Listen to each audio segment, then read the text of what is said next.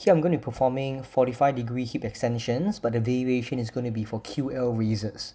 Okay, so you can see here I'm adjusting and finding the appropriate height for my machine, so that I want to make sure that the padding is at my pelvis or at my waist.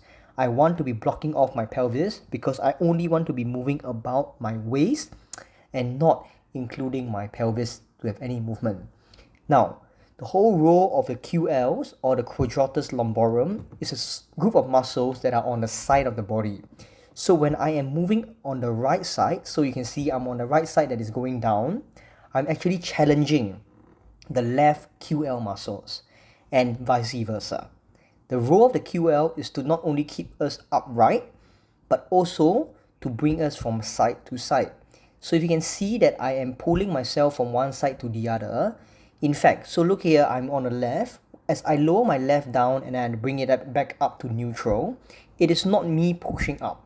Instead, the Q should be using your right QL to contract and pull you back up. Now, a little bit of an anatomy on the QL.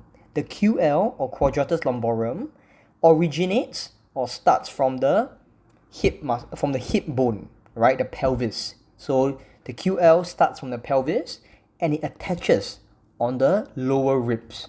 Therefore, when it contracts, it pulls your lower ribs towards your pelvis, resulting in you going side to side in that frontal plane.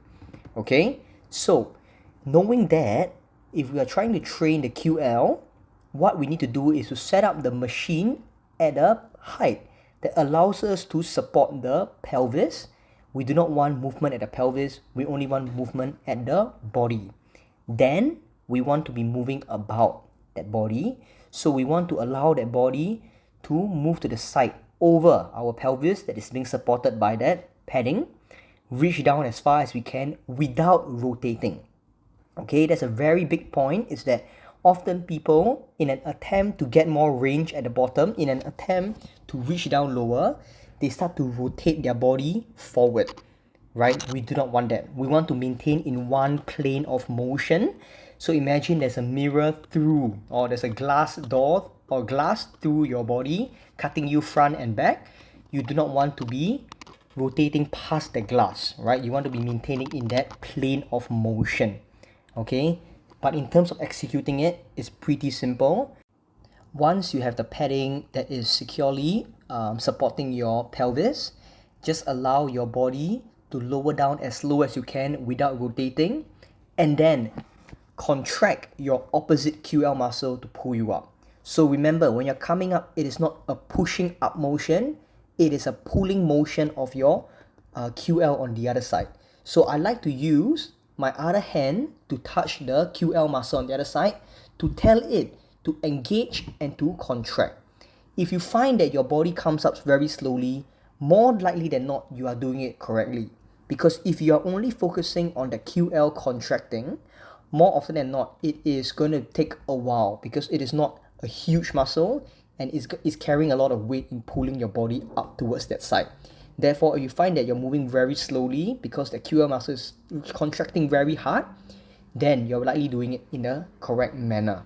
Okay, so once again, to recap, the QL raises on this 45-degree hip extension machine is that, number one, you want to make sure that the padding is adjusted appropriately to make sure that it is at the height of the pelvis, because we are going to be moving our body about that pelvis. You are going to allow that body to reach down as low as you can in that plane of motion, meaning in an attempt to go as low as you can, you do not want to rotate your body. And then when you bring yourself back up, you are using the opposite side QL muscles to contract to pull you back up. Remember, you're not pushing yourself back up with that same side of the body. You are contracting the QL muscles of the other side to pull you back up. If you're doing it slowly when coming back up, do not worry. More than likely, it is a very slow movement when coming back up. And lastly, your feet positioning. You can see the way I place my feet. That is completely up to you. As long as it's stable and comfortable for you, that is the main priority.